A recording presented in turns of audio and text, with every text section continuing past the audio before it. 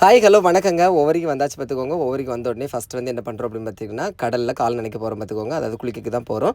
அங்கே ஒரு ஸ்பெஷல் உண்டு பார்த்துக்கோங்க. என்னென்னு பார்த்துட்டிங்கன்னா, இந்த பெட்டியில் மண் சுமந்து கடற்கரையில் கொண்டு தட்டுவாங்க. எதுக்காக அப்படின்னு பார்த்தீங்கன்னா, அவங்க ஏதாவது வேண்டியிருப்பாங்க. அந்த வேண்டுதல் வந்து நடந்திருக்கும். ஸோ அதனால் அவங்க அதை ஃபாலோ பண்ணுவாங்க. ஓகேவா? இந்த மாதிரி நீங்களும் பண்ணுவீங்க அப்படின்னா மறக்காமல் கமெண்ட்டில் சொல்லுங்கள். அப்புறம் ஃபைனலில் வந்து நானும் எங்கள் அம்மா வந்து கடல் குளிக்கிறதுக்கு வந்தாச்சு பார்த்துக்கிடுங்க.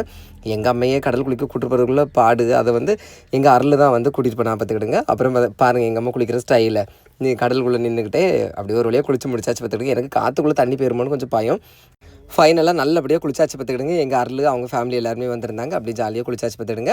அப்படியே எங்கள் ஃப்ரெண்ட்ஸ்ட்டு எல்லாத்தையுமே நல்லபடியாக செஞ்சாச்சு பேசிட்டு அப்படியே கரையேறியாச்சு பார்த்துக்கிடுங்க. கரையேறிட்டு கடலில் குளிச்சுட்டு அடுத்தது வந்து தெப்பக்குளத்தில் குளிப்பாங்க. அங்கேயுமே நல்லபடியாக குளிச்சு முடிச்சுட்டு அப்படியே உள்ளே போய் சாமி கும்பிட்டுட்டு வச்சு பார்த்துக்கோங்க. இன்றைக்கி சாமி ஆரம் எனக்கு கிடச்சிருந்துச்சி.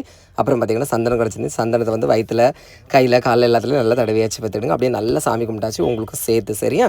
ஃபைனலாக பிரசாதத்தை கொண்டு எங்கள் அம்மாட்ட கொடுத்தாச்சு. எங்கள் அம்மாவும் சந்தனம் வச்சாச்சுங்க. பிடிச்சி லைக் பண்ணுங்கள். தேங்க்யூ.